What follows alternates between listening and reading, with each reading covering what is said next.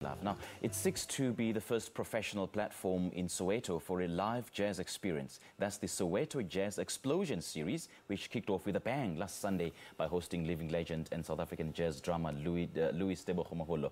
The day will also mark the official launch of the Amandla Freedom Ensemble's latest album, Born to be Black, led by the young visionary Mandla Mlangeni. And to tell us more, we're joined by the organizers Christine Msibi and Begi Hlachwago from the Cape Miagi Center of Music, who host the series. A very good morning to you too. Thanks for joining us. Thank you. Now, Christine, I'm going to start with you. Tell us more about the Soweto Jazz Explosion. What is it about and who is it aimed at? Okay, so the Soweto Jazz Explosion, we launched it this past Sunday. It seeks to be an event or a series that not only celebrates the jazz icon that we have in abundance in and around Soweto and of course just the country in general, but it's also a platform to bring together the jazz musicians and lovers and appreciators from different generations so that we can come and appreciate and drink of this beautiful art form, as well as growing the younger ones that are aspiring to be professional musicians too. Okay, now how's it going to be like? Is it going to be in a format of a jazz festival, jazz show, or workshops, clinics? Take us through that. It's actually a lot more, and this is what I totally appreciated about the event that we had with Louie Mahalo.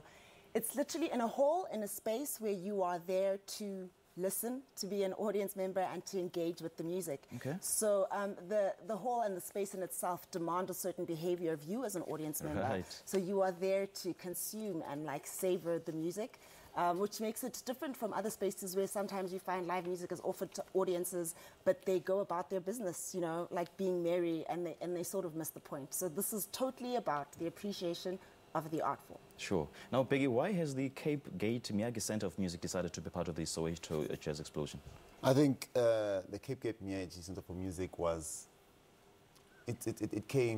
so we are on the premises of Morris Isaacson High School. And we are in a very historic place where the struggle, etc. happened. But, so that was the center.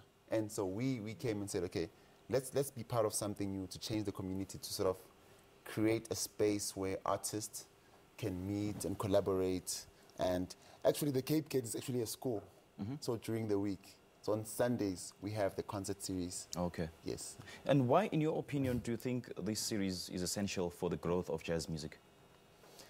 As Christine said, I think there's sometimes jazz or live music, it happens on the side while we are eating.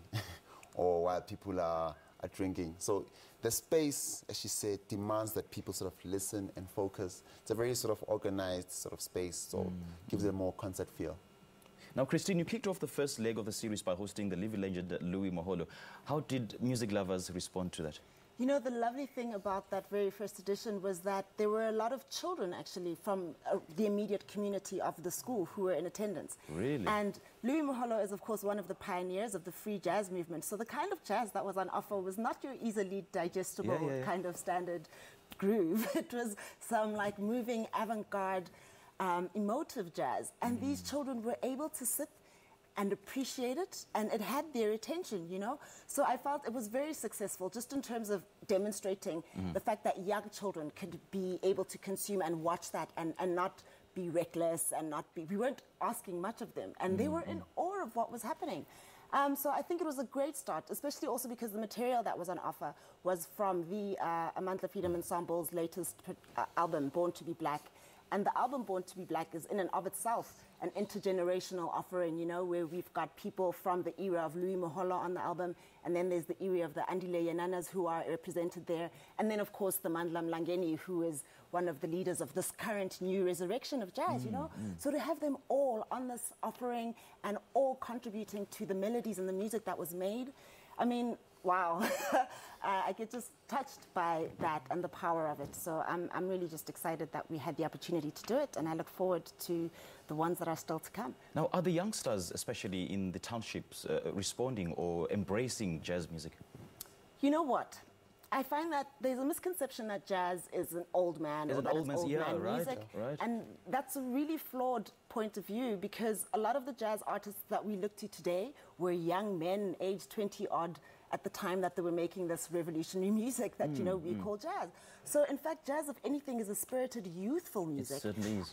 And we need to find a way of translating that to the young viewers. But fortunately, there is a strong swarm of young jazz musicians who are out there making the music that is, in fact, starting with just their peers, you know. So they're able to say, hi, friend, listen to my music, and that friend will catch on, and it'll spread slowly but surely. So they're getting there. And I guess the center of the Miagi Center of Music is where it comes in. Yes, yes. Take us through the background of that center. What does it do? The center is as I said, is a school that was basically donations from like different families, etc. So it's on the premises of Maurice Isaacson, and we work with the school to create music for the kids during the week, etc. So I think being at the Miagi Center for Music enables us to sort of do workshops as well with jazz lovers who might be the children, who are the students, and also like the high school students who go there. Okay, so having been launched quite recently, are you planning on hosting it on an annual basis?